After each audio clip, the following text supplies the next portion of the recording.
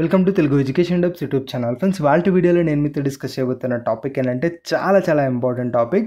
మనకు కౌన్సిలింగ్ అయితే అయిపోయిన తర్వాత మనకు ఏదైతే వెబ్ ఆప్షన్స్ ఉంటాయో వెబ్ ఆప్షన్స్ కోసం మీరు లాగిన్ అయ్యి మనకు ఈ యొక్క వెబ్ ఆప్షన్స్ అయితే ఇవ్వాల్సి ఉంటుంది కదా. మరి కౌన్సిలింగ్ అయిపోయిన వాళ్ళకి లాగిన్ ఐడి అయితే వచ్చేసి ఉంటుంది. మరి మీరు ఏం చేయాల్సి ఉంటుంది, పాస్వర్డ్ అనేది జనరేట్ చేసుకోవాల్సి ఉంటుంది కదా.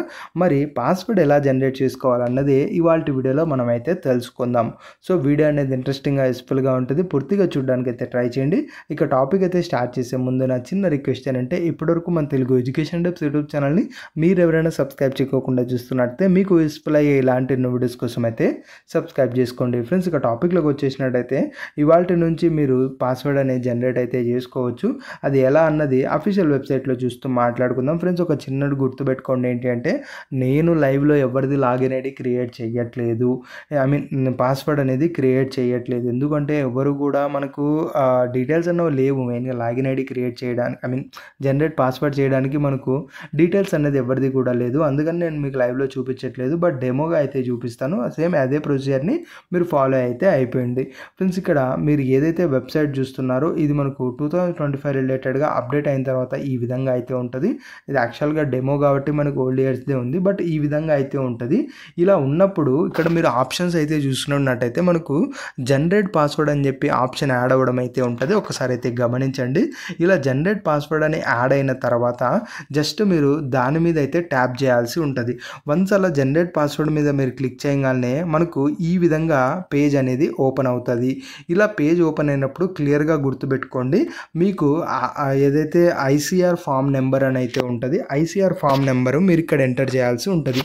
ఈ యొక్క ఐసీఆర్ ఫామ్ నెంబర్ మాకు ఎక్కడ దొరుకుతుంది అంటే 2 వేస్లో మీకు దొరుకుతుంది. ఫస్ట్ది ఏంటి అంటే మీ యొక్క పాలిసెట్ హాల్ టికెట్ అయితే ఓపెన్ చేయండి.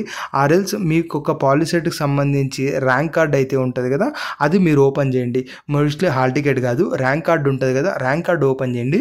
ఓపెన్ చేయగానే ఇలా ర్యాంక్ కార్డు ఉంటే టాప్లో మనకు ఐసీఆర్ నెంబర్ అని చెప్పి ఒక ఫామ్ నెంబర్ మీకు అయితే ఉంటుంది. అది మెయిన్గా మీరైతే గమనించవచ్చు. సో అలా ర్యాంక్ కార్డులో ఏదైతే ఐసీఆర్ ఫామ్ నెంబర్ ఉంటుందో ఆ యొక్క ఫామ్ నెంబర్ మీరు ఇక్కడ ఎంటర్ చేయాల్సి ఉంటుంది.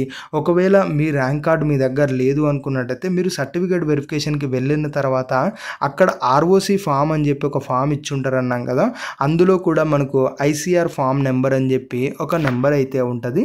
అది ఒకసారి గమనించి ఆ యొక్క పర్టికులర్ నెంబర్ అనేది మీరు ఇక్కడ ఎంటర్ చేయాల్సి ఉంటుంది. అది ఒకసారి అయితే గమనించండి. తర్వాత మీ యొక్క పాలిసెట్కి సంబంధించి హాల్ టికెట్ నెంబరు, అలానే మీకు పాలిసెట్లో వచ్చిన ర్యాంకు, అలానే మీ యొక్క డేట్ ఆఫ్ బర్త్, ఇక్కడ ఏదైతే ఇమేజ్ కనపడిస్తుందో FJM52 అని అలాంటి ఇమేజ్ మీరు లాగిన్ అయినప్పుడు డిఫరెంట్ ఇమేజ్ అయితే కనిపిస్తుంది. అది కూడా మీరు ఇక్కడ ఎంటర్ అనేది చేయాలి. ఎంటర్ చేసి సింపుల్గా గ్రీన్ కలర్లో జనరేట్ పాస్వర్డ్ అని అయితే ఉంది కదా, జస్ట్ మీరు దాని మీద అయితే క్లిక్ చేయండి. ఇలా క్లిక్ చేసిన వెంటనే అగైన్ మీకు ఇంకొక పోర్టల్ అనేది ఓపెన్ అవుతుంది. ఆ పోర్టల్ అనేది చూడడానికి ఈ విధంగా అయితే ఉంటుంది. ఇందులో ఏమేమి ఉంటాయన్న డీటెయిల్స్ మీరు ఒకసారి గమనించినట్టయితే సింపుల్గా మీ యొక్క నేమ్ ఉంటుంది, మీ యొక్క ఫాదర్ నేమ్, మీరు ఏ రీజన్కి చెందిన వాళ్ళు, మీ యొక్క క్వాలిఫైయింగ్ ఎగ్జామ్, తర్వాత మీ యొక్క జెండర్ ఉంటుంది, తర్వాత మీ యొక్క కేటగిరీ ఉంటుంది, మీరు స్పెషల్ కేటగిరీ ఏమన్నా ఉన్నాయా లేవా, మీరు మైనార్టీయా కాదా, ఈ యొక్క డీటెయిల్స్ అనేవి మనకు అందులో అయితే ఉంటాయి. దాంతోపాటు మోస్ట్ ఇంపార్టెంట్ జనరేట్ పాస్వర్డ్ అని చెప్పి కిందనే మీకు ఒక సెషన్ అయితే కనిపిస్తుంది. ఇది మెయిన్గా అందరూ కూడా గమనించాలి. ఈ యొక్క సెషన్ ఏదైతే ఉందో ఈ యొక్క సెషన్లో నుంచే మీరు పాస్వర్డ్ అనేది జనరేట్ చేస్తారు. సింపుల్గా ఇక్కడ పాస్వర్డ్ అని ఉంది కదా, ఇందులో మీకు ఏదైతే పాస్వర్డ్ కావాలో ఆ పాస్వర్డ్ని మీరు ఎంటర్ చేయండి. ఫ్రెండ్స్, అగైన్ చెప్తున్నా, గుర్తుపెట్టుకోండి, ఇప్పుడు మీరు ఎంటర్ చేసే పాస్వర్డ్ ఖచ్చితంగా 100కి 1000% ఎక్కడన్నా రాసి పెట్టుకోండి. ఎందుకంటే మనం ఎంత క్లియర్గా ఎంటర్ చేసినా మీరు మర్చిపోతారు, అది అందరికీ తెలిసిందే, ఎవడైనా మర్చిపోతారు. సో మీరు నెట్ సెంటర్లో జనరేట్ చేస్తున్నా ఆర్ఎల్స్ మీరు ఓన్గా జనరేట్ చేసుకుంటున్నా ఖచ్చితంగా ఈ యొక్క పాస్వర్డ్ ఏదైతే ఉందో దీన్ని ఎక్కడన్నా నోట్ చేసి పెట్టుకోండి. ఎందుకంటే ఫర్దర్గా మీరు రాంగ్గా మీరు ఇది లాగిన్ అవుతూ వచ్చారనుకోండి, అకౌంట్ లాక్ అవుతుంది, జాగ్రత్త. సో అందుకే ముందే చెప్తున్నా, ఈ పాస్వర్డ్ అనేది మీరు ఎక్కడన్నా రాసి పెట్టుకోండి.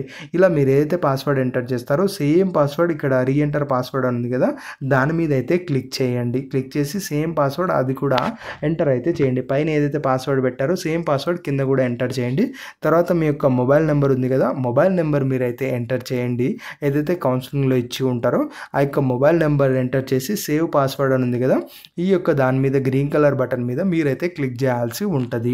సో ఇలా క్లిక్ చేసిన వెంటనే మీరు ఏదైతే పాస్వర్డ్ మనకు సెట్ చేసుకున్నారో ఆ యొక్క పాస్వర్డ్ అనేది సక్సెస్ఫుల్గా జనరేట్ అయితే అయిపోయి ఉంటుందని చెప్పి ఇలాంటి గ్రీన్ కలర్లో ఒక మెసేజ్ కూడా మీకు రావటం అయితే జరుగుతుంది. ఐ మీన్ మనకు అక్కడే పాపప్లో అయితే క్లియర్గా అయితే చూపిస్తారు ఏంటి అంటే మనకు password generated successfully please login అని చెప్పి మనకు క్లియర్గా అయితే వస్తుంది.